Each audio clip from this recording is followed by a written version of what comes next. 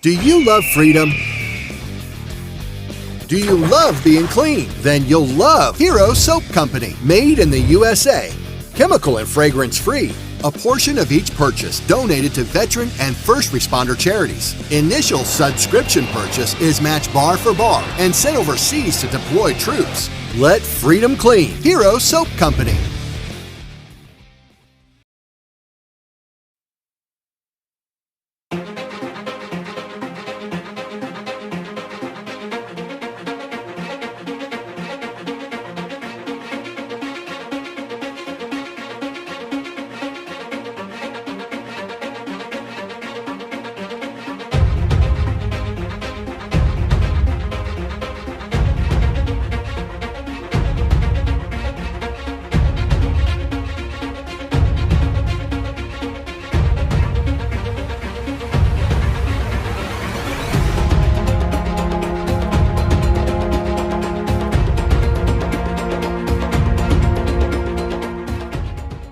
Welcome back to Forbidden Knowledge News. I'm your host, Chris Matthew.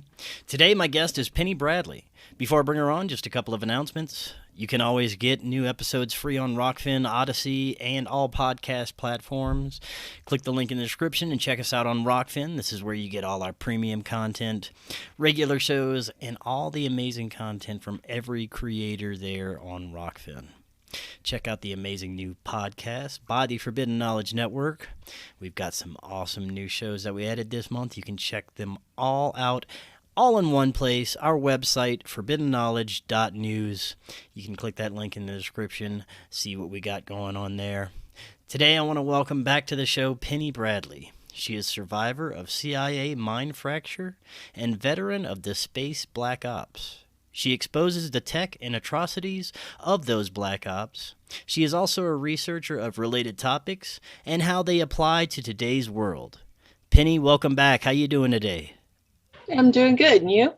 I am excellent. Yes, it's good to talk to you again. We were just talking about how well the last show went, and I really enjoyed it. And, this topic is always one of the more controversial topics I cover, and that's the secret space program, and of course, all the high strangeness surrounding it, MK Ultra, Illuminati bloodlines, off-planet operations, and a reality that's probably more like Star Wars than anyone can imagine. But it's controversial mainly, I believe, because there's very little physical evidence that can prove a lot of the information that comes out of this.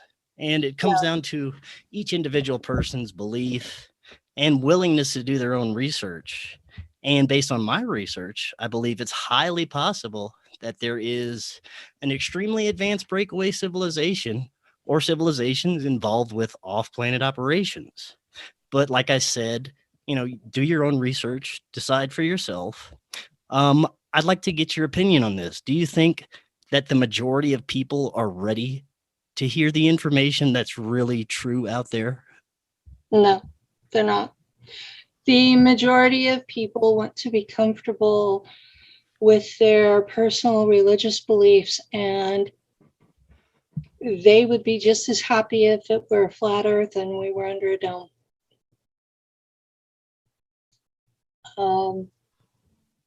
And that was really sad on my front whenever I figured that out. That's they want to believe that there's something friendly out there, but when you start telling them that it's 3D all the way and that there are beings that are in physical bodies and you can shoot them with a laser gun and they'll die, they start freaking out. I mean, I don't know why they're so upset when there are bears and lions, mountain lions, tigers, snakes, things like that on Earth. It makes sense that there would be things like that in 3D space, and that some of them would be smart.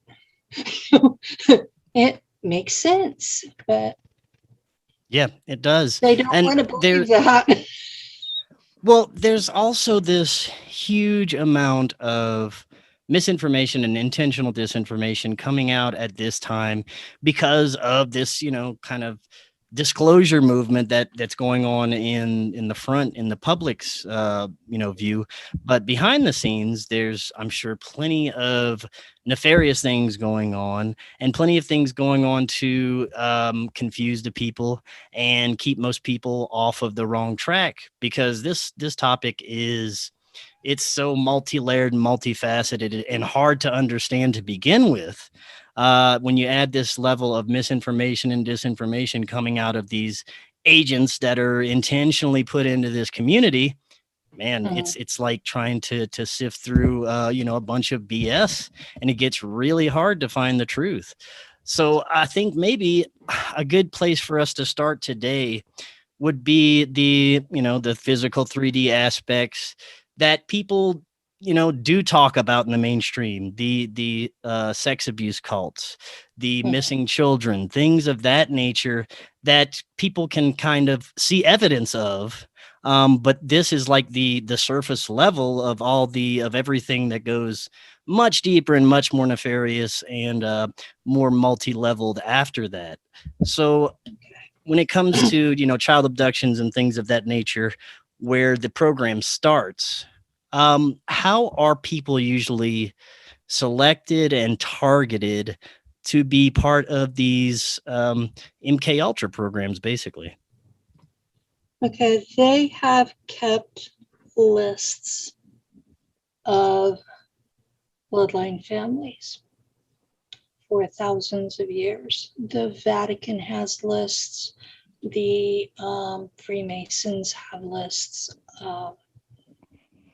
Various royal houses throughout history have kept lists. And the lists include the younger kids.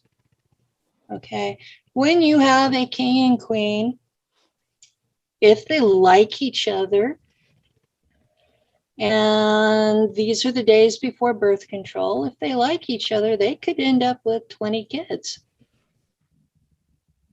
Now, they might only have royal jobs for the first 3. What happens to those other 17 kids? Okay. If it's a good king, good parent, he will train his sons in trades where they will become middle class, but they'll have a way to support themselves and they'll carry on. If his daughters, he's going to try to marry them off to merchants where they'll be supported. Now, if he's not a good parent, or if he dies while they're still young, a lot of them got killed off because they were a threat to the throne of whoever inherited. And in some of these families, there would literally be wars between first, second, and third sons over who was going to inherit the throne. So, if you're one of the top 3 and you're going to war for your throne and you've got number 6 over here being a pain, you're going to kill that kid. Okay, this is reality, 3D real history. European history is full of younger kids being cast off. An older child, a firstborn, especially if it was a girl, would often be sent out with a soldier or a servant to be killed because they wanted their firstborn to be a boy. And if you look at the fairy tales, they're full of references to this practice, but where the servant person would feel sorry for the kid and raise it as their own. So not all of those kids were killed, but the records were kept as to who they were and where they ended up. So you have complete bloodlines, even of peasants who are of royal blood. Now, that makes sense. Those are the people being targeted for these programs. Now, I'm sure that because there's because they have those genetics, but they don't have any money or power. So if something happens to them, pardon my cussing, but nobody gives a shit. Now, you were talking about the different levels of people that are groomed for this. You know, some may have just you know, a regular mid-level life, but for those that are in the elite circles, it seems that you know, the more power or money some of these individuals have, the more psychotic they are, the less empathy and human feeling that they have. I would think that there That's is a level of because grooming for that, right? they are subjected to the same techniques that are used on us. All of the MK Ultra stuff, they use it on their own kids. Mhm. So they start off as empaths. They're very psychic, they're telepathic, they feel everything around them, and they're put through exactly the same training that I was, so that they will stop empathizing with the people they have to, they call it supervise. So it's to make them where they can do the job, because they're born too empathic. Now, are there children born outside of these bloodlines that may have these abilities and they somehow get on the radar and they are recruited into this, even though they aren't part of a bloodline? Does that happen? That doesn't happen very often. Now, there are people with abilities that are not in the traditional European bloodline. Okay. Any culture that practices magic and it works, those people are targeted, because it's the genetic basis for magic is what they're looking for.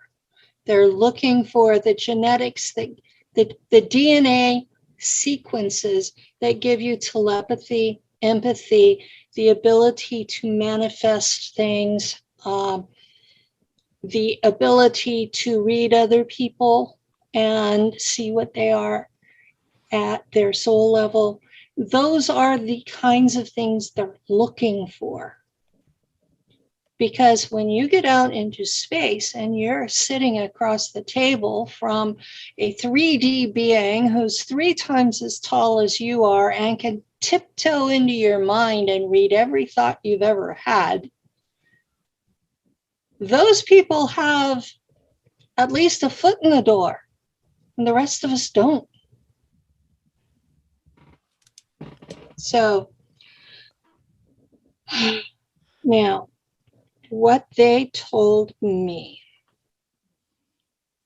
is that when, okay, they call them the parents, and they describe them as Anunnaki, but they call them Draco. I'm not sure that they actually are Draco, because I've seen Draco in space. And the drawings they gave me had nothing to do with reptilians. Okay, so the terminology being used by different classes are not the same words. Okay, so now the parents are a superior species. Now, some people think they're ETs, some people think they're interdimensionals, some people think they're physical beings who live in inner Earth. And I've gotten a different story out of each one that's talked to me. So this is okay. Basically, the Anunnaki of Sumer are who they're describing. And there are a couple of other species involved, that some of them are like minotaurs with a bull's head and a human body. and some of them are more reptilian.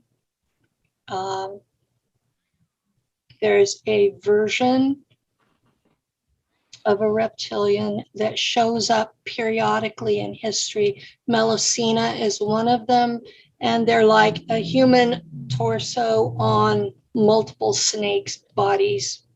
And you can see that in the ancient art.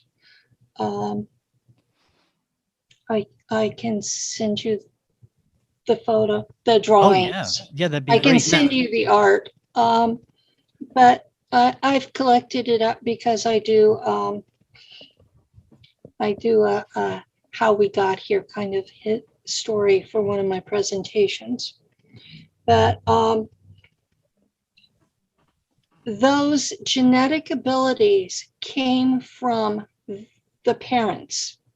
Now, what they, okay, the story I was told goes that the parents cannot breathe nitrogen in the air, that it makes them really sick and cuts their lifespan by down to a third of what it would be off Earth. So they had to have a worker that could breathe the air. And there was an animal here that was becoming sentient, and it had compassion for other physical species. In fact, they caught them opening cages to release animals that they had caught. So that was the animal that they chose to be the base for us. And that they had like 20 different variations. And they finally settled on one they called the Adamu. And that's your basic Homo sapien. And once they had a stable pair where they could have babies, because that had been a problem in some of the priors, they immediately made a hybrid between Homo sapiens and themselves, the parents. So this middle ground are the folks that became the elites. And over the years, because they've cast off the younger kids and blah, blah, blah, we've ended up with the middle class who are hybrids of the two. And you can look at people, and if you know what to look for, you can tell which one they are. The rudest way is Homo sapien is never over 120 IQ. And the ruling classes are never below 140. So IQ is the dividing point. Also, the upper classes have psychic abilities like you cannot imagine. The more pure blood they are, the closer they are to ET abilities. And I was modified by the agency that took me. So I have some outrageous psychic abilities, and some of these people can walk through my shielding, come into my head, present an entire dialogue, and I cannot kick them out. They only leave because they want to. This is the level of ability I'm talking about. Okay? Now, I have shielding that most people, when they come up to me, they hit the mirrored shielding, they see themselves in the mirror, they think they've read me, and they go on. You know, that's my normal. But these people, they can just walk right in, do whatever they want, leave, and I cannot do anything about it. And they're on the level of the Anunnaki. And yes, I've been abducted by the Anunnaki, so I know what they're capable of. Well, while we're talking about these beings and the Anunnaki, let's talk about the hierarchy here. Okay. Starting at the bottom, and mainly non-human entities, of course. You mentioned the parents, which seem like type of like a hybrid, right? No, the parents are I would call them Anunnaki. I would call them extraterrestrials. What we've got are Homo sapiens. And most Homo sapiens at this point have been given the illusion that their vote matters, that they have a say in how they run their lives. They've been given the illusion of free will. But you can look all around and see you really don't. Then you have the middle class, who runs a lot of the service industries. They run your local market, they provide food, they provide clothing, for money. So in the old days, it would be barter, and they would get crops or chickens or whatever in payment. And now they're getting cash, or actually they're getting digits in a computer file. Yeah. So, okay, over them, you have the elites. And the elites are also in a hierarchy. There are layers to them. There's the ones that are, if you know their name, they're servants, just like the rest of us.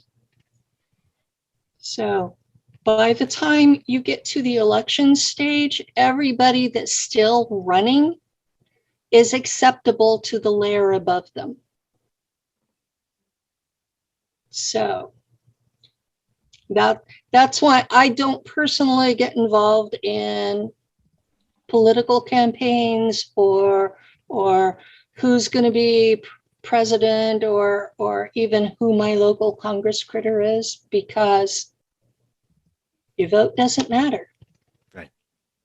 And all that matters is who counts the votes.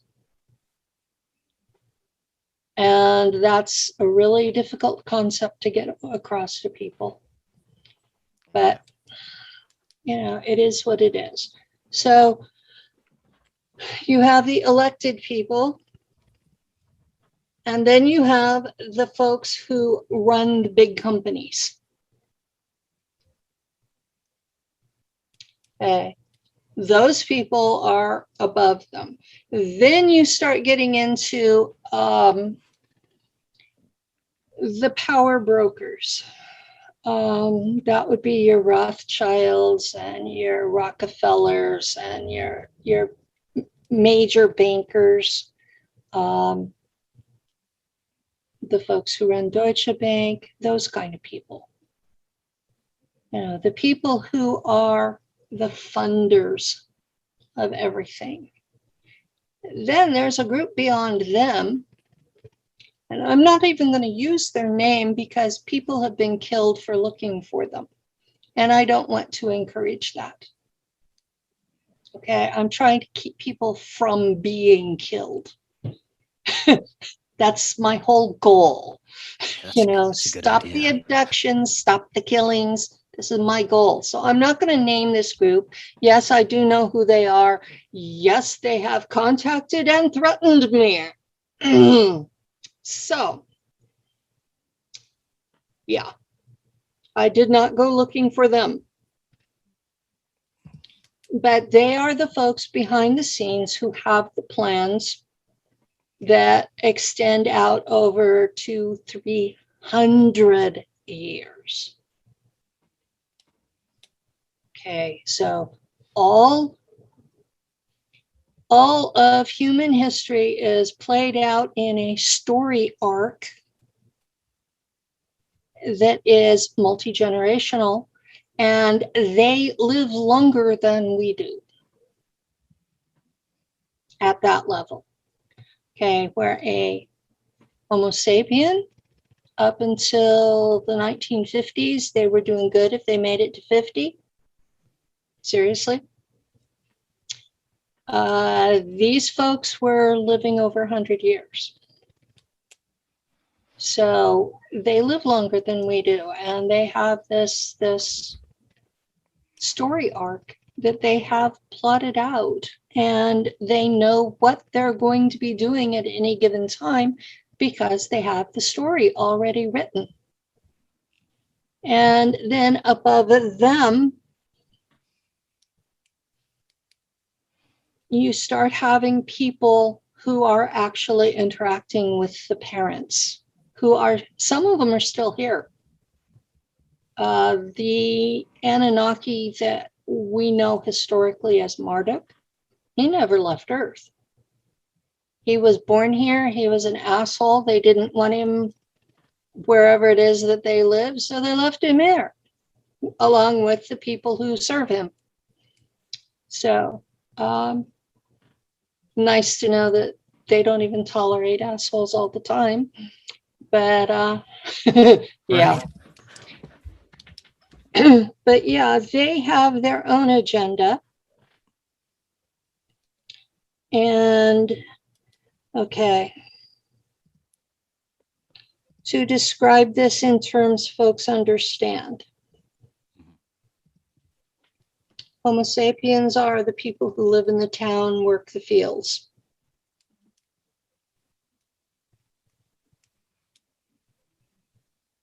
The middle class and elected folks are the people who run the town.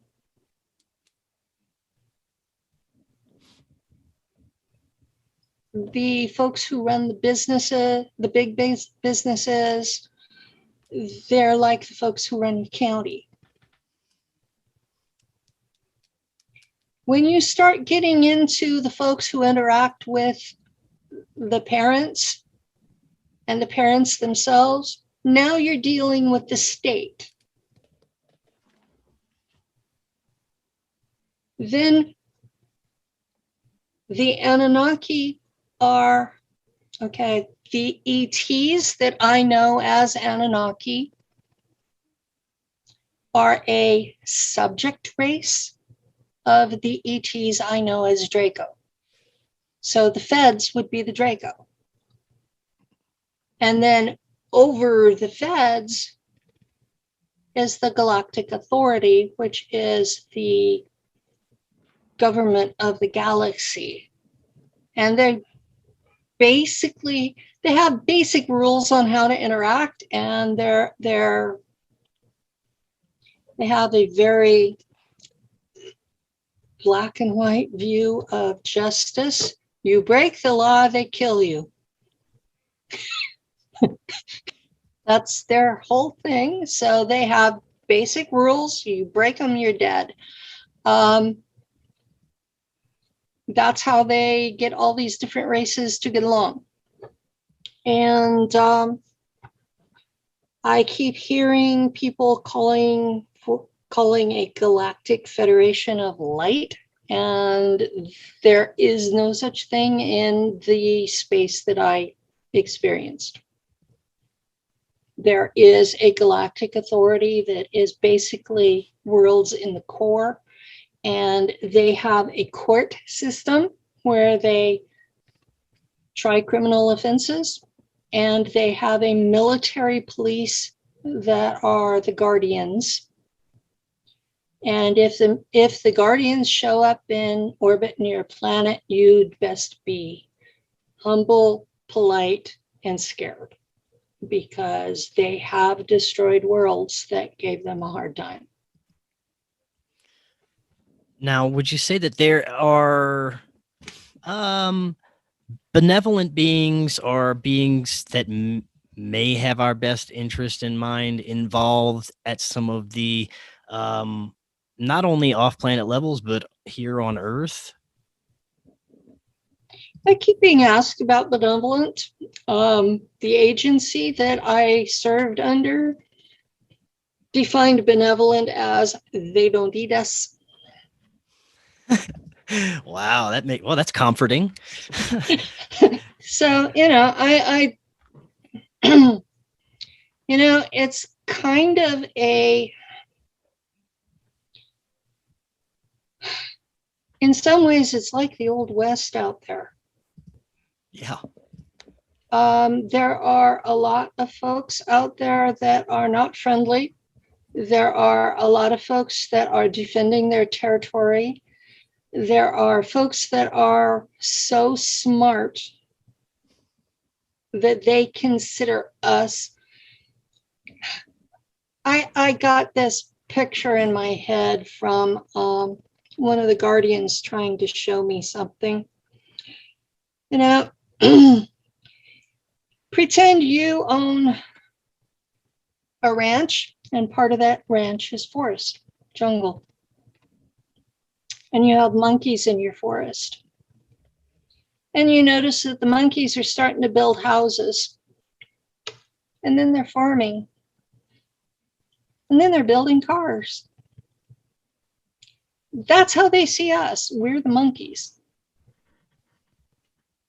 So it's kind of difficult to get most people to understand that, because our religions have taught us that we're the pinnacle of creation and that we're dominant and everything belongs to us. And 3D reality is that's not true. We're the monkeys in the forest that started building houses. So my experience out there is that humans in all of the factions tend to be taken advantage of. There are a lot of folks out there who don't think we deserve Earth. And the only reason they have not invaded is because the Guardians have protected us.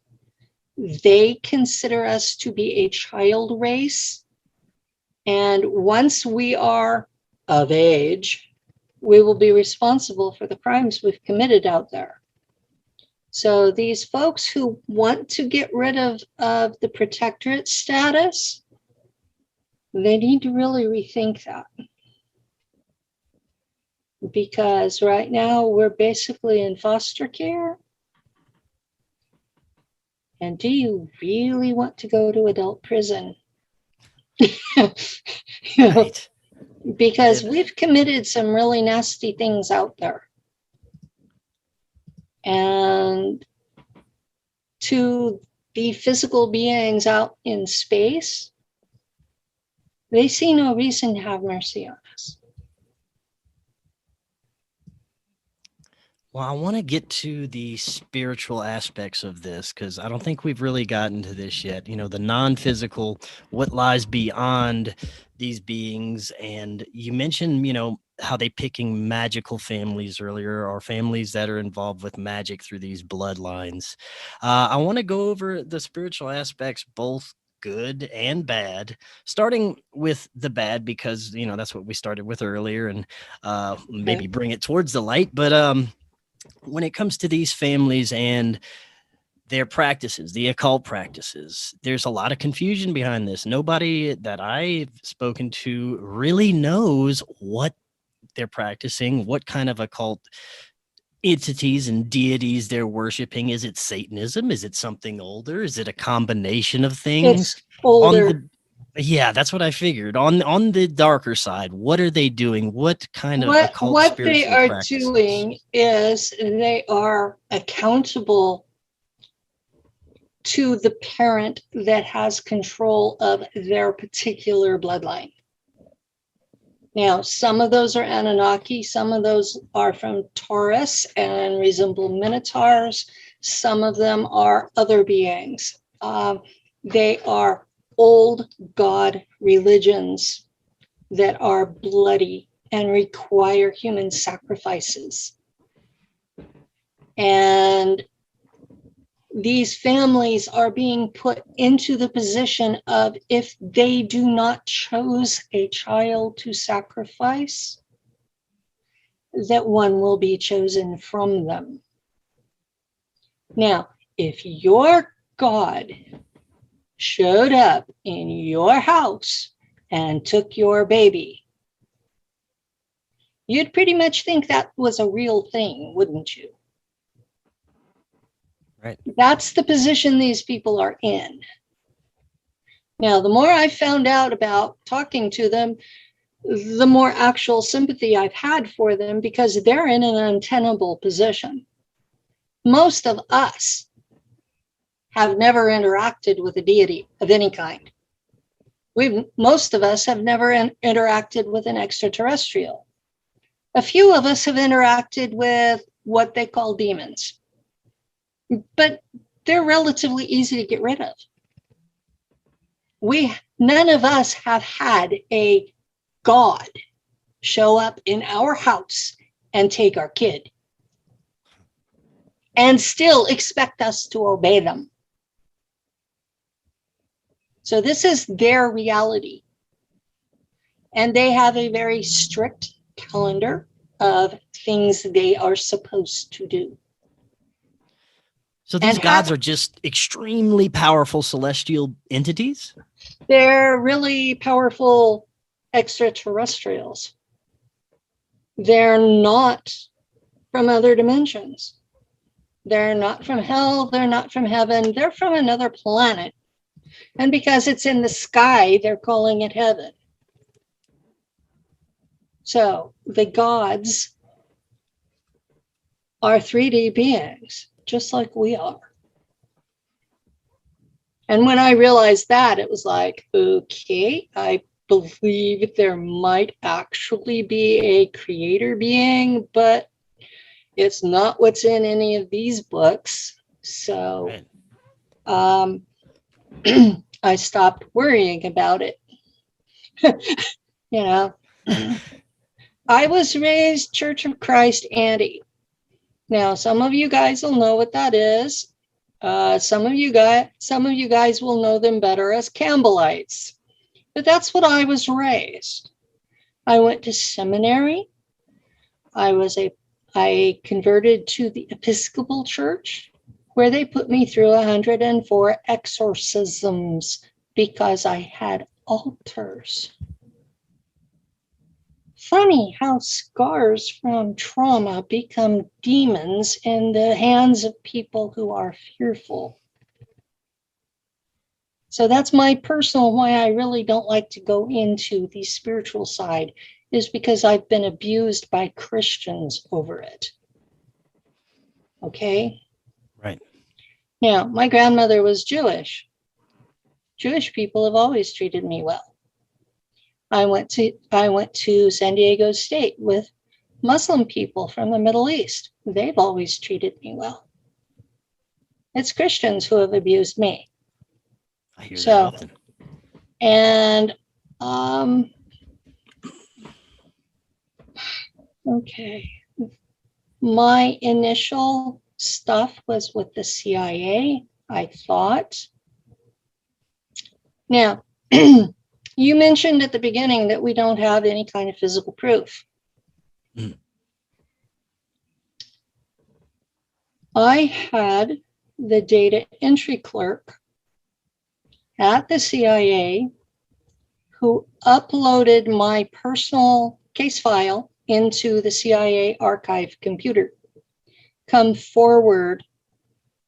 And we did a 2-hour show where we went through bit by bit of what I remembered and whether or not it was in my case file.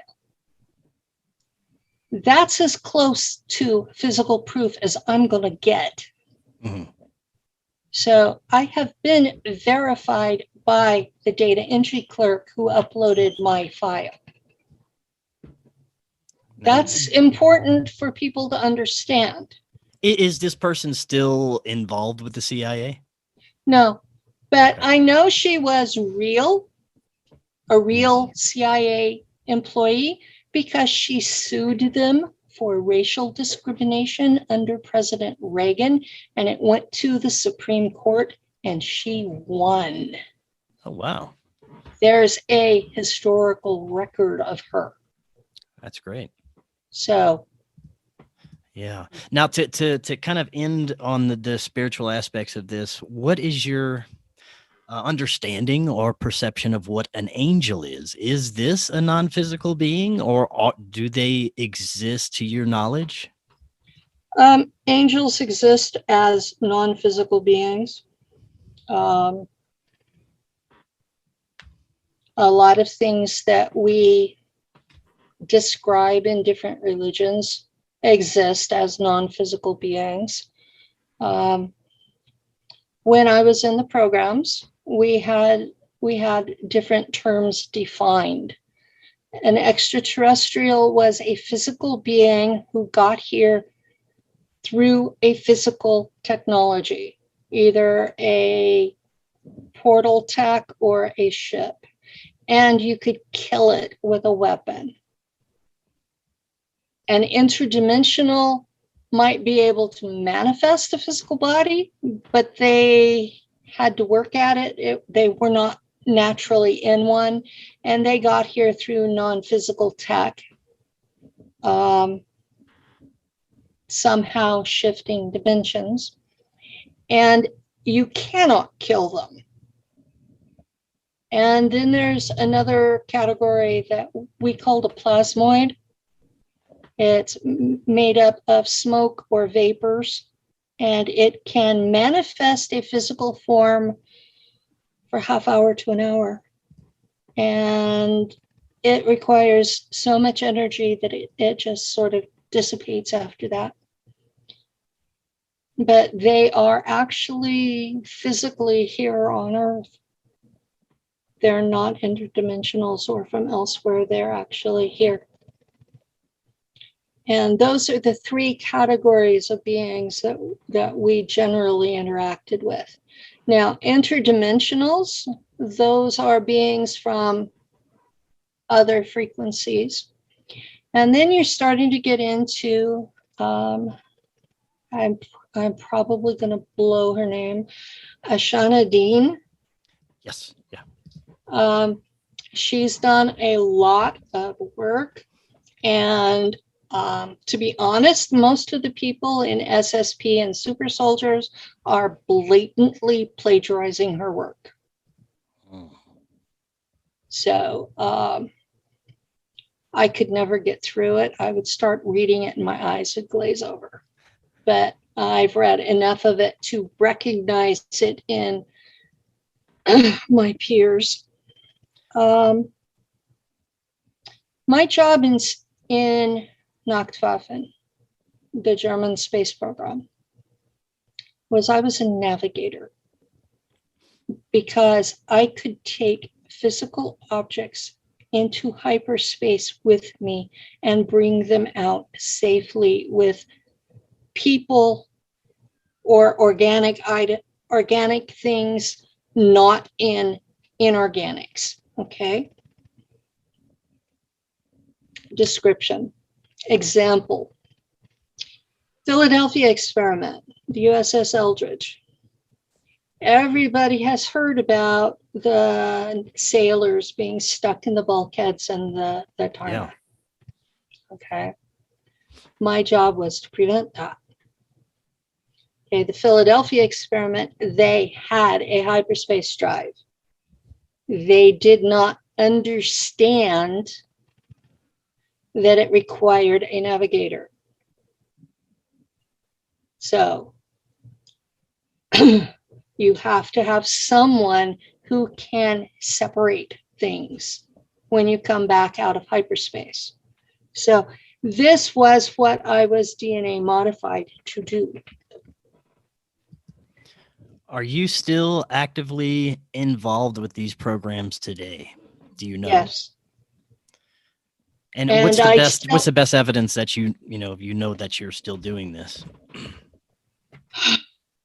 2.5 years ago, I was pulled up for a mission, and I went and did the mission, and time missing was about 2 years. And I mean, time on Earth, it was like I was never gone, because they have time. If you have hyperspace drive, you have time travel. That's the short version. But my elapsed time while I was gone was 2 years. On the way back, there were 3 guys in black fatigues, no markings. They told me they were CIA. They may not have been. And they said, we're tired of you talking. We're tired of you bad-mouthing us. And we know we haven't been able to kill you. We haven't figured out why, but we know we can make you hurt. So 2 of them held my body still while the 3rd one broke my shoulder. That was June 25th, 2019. I had surgery October 15th, 2019. 4 hours to rebuild that shoulder. It's only the last 3 or 4 months I can actually dress myself, use buttons, tie an apron in the back. They munched it pretty bad. The doctor kept looking askance at my partner because they assumed he had done it and I was just covering for him. But no, it was 3 guys in black fatigues. So I have a physical injury, and what I remember is these guys doing it. So that is my physical proof that not only am I still being taken, but I'm being taken physically. It's not a consciousness thing. Now, have you been part of any programs like I've heard of the 20 and back or things of that nature? I have done 90, 60 and backs with the Germans. I've done 45, 60, no, 20 and backs, 45, 20 and backs with a group called Kruger, which is a mercenary group of super soldiers in space. They're American. I've done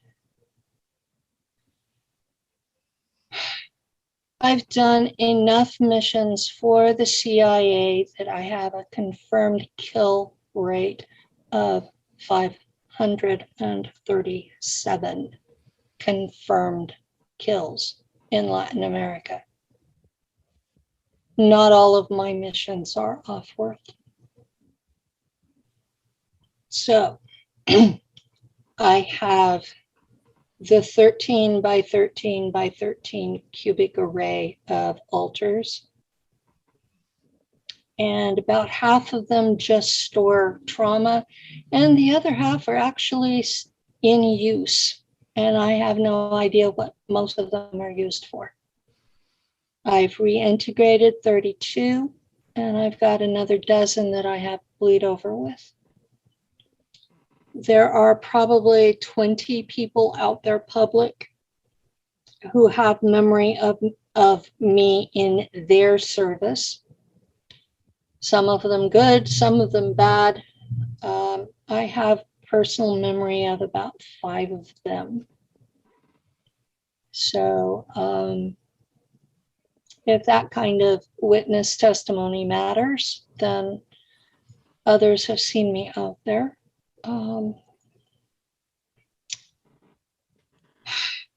I have an ongoing mission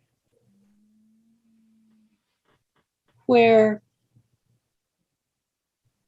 the Guardians told the Germans to evacuate a planet and move those people back to the solar system. And the Germans basically said, F you. So the Guardians blew up the planet. Well, if you have hyperspace drive, you have time travel.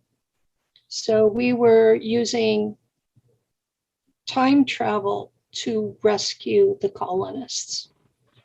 And I'm doing a 60 and back doing that. and I have a lot of bleed over with that one. Now, you're not supposed to remember this stuff, right? All these no, things. I'm not supposed to remember any of it. But an NSA group, for reasons of their own that they didn't bother to share with me, okay? So I have no idea what their motive was. But in 2013, this NSA group decided to activate my memories. And they used my remember code from my initial mind fracture. And since then, I get an alter and a lump. And I'll start to figure out what I'm remembering. And then I'll get the next one. And I've reintegrated 32 of those. So it's like having, the more of them that I reintegrate, the more complete my memory is. But I've still got some pretty good sized gaps. That's one thing about having alters, is you have missing time, because the other alters were active then. And they have the memory. I don't. So piecing together what happened, this isn't an easy way to live. You know, I've lived with Lou for 20 years. We recently had in May, we had our 20 years living together. And I will still wake up in the morning, and I'll get up and I'll get a cup of coffee, and I'll sit down, and I'll realize several hours have passed, and I'll just quietly say, "Good morning." And I can hear him go, I have no idea what came out of my mouth during that missing time, but he's obviously relieved it's me again. So he has told me that one of my alters is such a bitch that if she were a man, he would have hit her more than once. Oh. So, yeah. Now, for the last few minutes that we have, I want to get into kind of like the bigger picture of what is behind our current global dystopian situation here, because for the longest time I've had this gut feeling that we were living in very prophetic times, and things probably aren't going to get any better anytime soon. And without using any words that would probably get us banned today, based on your experiences and everything that you've researched and come to know about the bigger picture behind the scenes, what are they doing right now? What is it depopulation? Is it trying to bring in their own, type of new world order, like many people are theorizing right now? Or is it something that nobody knows? What do you think is going on behind the scenes to usher in this kind of new world that we're living in right now? Okay, when I was out in space with the Germans, they put me in Schule, their version of school. And they said that every population will become telepathic, like a hive mind, at a certain population density, and that for Earth, for humans, that's between 9 and 10 billion people, which we are quickly approaching. And the population will become uncontrollable at that point, because you won't be able to hide anything from them. So they have to reduce the population before we reach that point. There are a lot of people becoming telepathic already. It's not a one all at once. It's those who are closest will start first. And we're in the closest starting first stage. So they have a motive.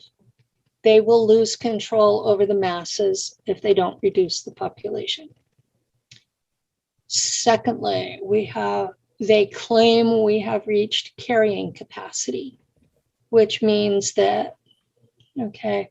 Prey animals will eat themselves out of house and home.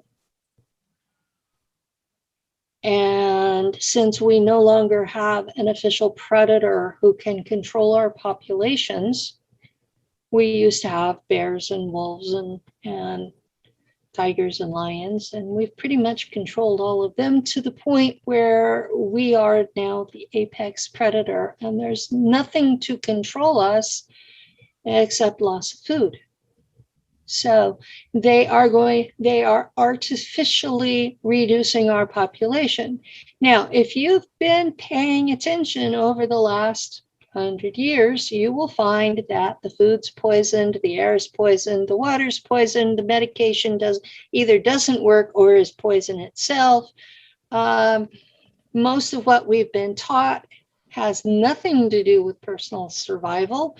That you take one of these young 20-somethings, and I have no problem with kids, okay? I'm in my 60s. I'm looking at these kids, and I blame the education system. I do not blame the kids. Kids are no more stupid than they've ever been, okay?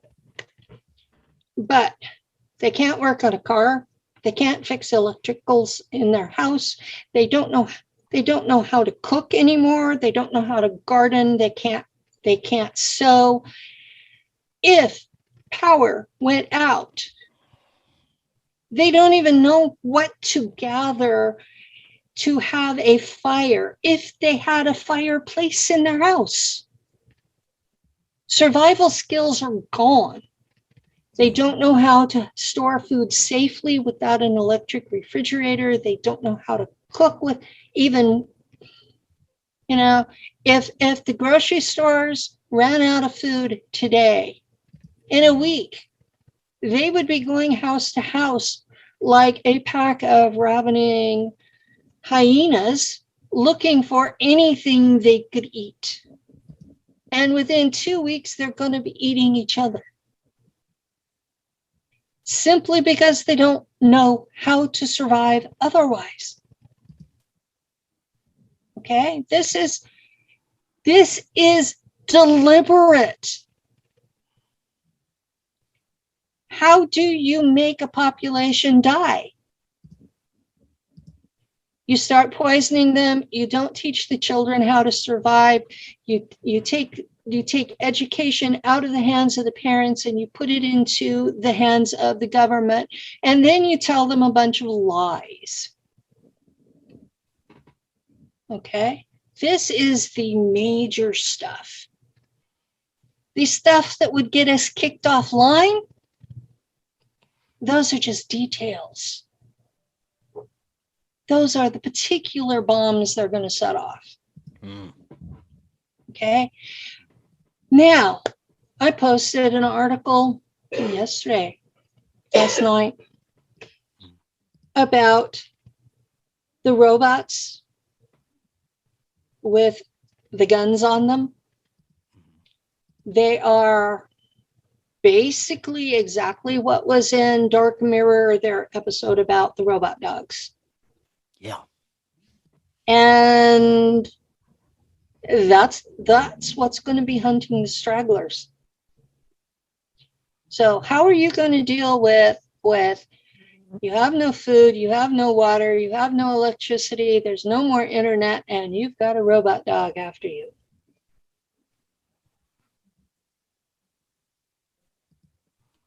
That's the dystopian future that I see. And we have to get through that before anything else can be dealt with. And people are focusing in too tightly on details of the picture. Mm-hmm. And I'm sitting here going, the big picture is so outrageous that I don't see a lot of room for escape. Now, I was told by one of these guys at the level of the bankers that they are creating a new race. Now, that's a religious concept from Hinduism, that every so often there's a new race. And you can see it in Greek mythology, and you can see it in Mayan mythology. Every so many thousand years, there's a new race. And my understanding is that they are creating a new one and eliminating the competition, and that it will probably be telepathic from the get-go. So it's like Homo sapiens 0.2. So, and I'm to the point of, Well, okay, so I don't see any hope for. That's what I was going to say. I don't see, this seems like a bleak future, and I love to give my audience, a little bit of glimmer of hope when they try to see what's really going on in this stuff. But, I don't know. Do you think that, with everything that people are realizing right now and awakening to, I've seen a huge influx of people that have completely shifted from a sleeping position to they're upright and they want to do something about it and they're ready. I mean, it goes both ways. I've also seen people just fall deeper into slumber too. So I don't know. Well, I would hope that there could be a chance. What I've been trying to get people to do is to learn the technology that our ancestors used in the 17 and 1800s. How to grow food, how to filter water, how to store food without electricity, how to heat their homes, how to be efficient and be off the grid. That's the best advice I can give you, is learn to be off the grid. Now, that isn't foolproof, because this satellite network that Elon Musk is putting up, that can track people by your personal frequency. They don't even have to chip you anymore. So it's going to be really hard to hide from them. But there are ways. Faraday cages will block most of that. Faraday cage is an 1800s kind of technology.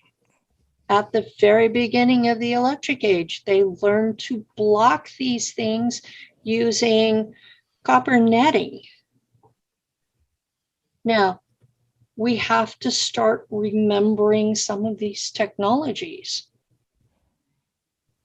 And you can't trust rainwater anymore because there's so much glyphosate in that. So you have to learn to filter the water that you drink, filter the water that you use to raise your crops, because glyphosate will kill your garden. So there's a lot of detail that goes into it, but the basics are what's going to save you or not. Knowing how to survive without the modern technology so that you can escape off grid and not be caught. Yeah, I'd have to agree that is probably some of the best advice we can give people right now. Just to be prepared for anything and everything that coming, because man, our future is quite unsure at this point. But Penny, thank you so much for coming on. Extremely important information for people to have. And if people would like to find out more about you, and I know you do a talk show as well, let them know how they can do so.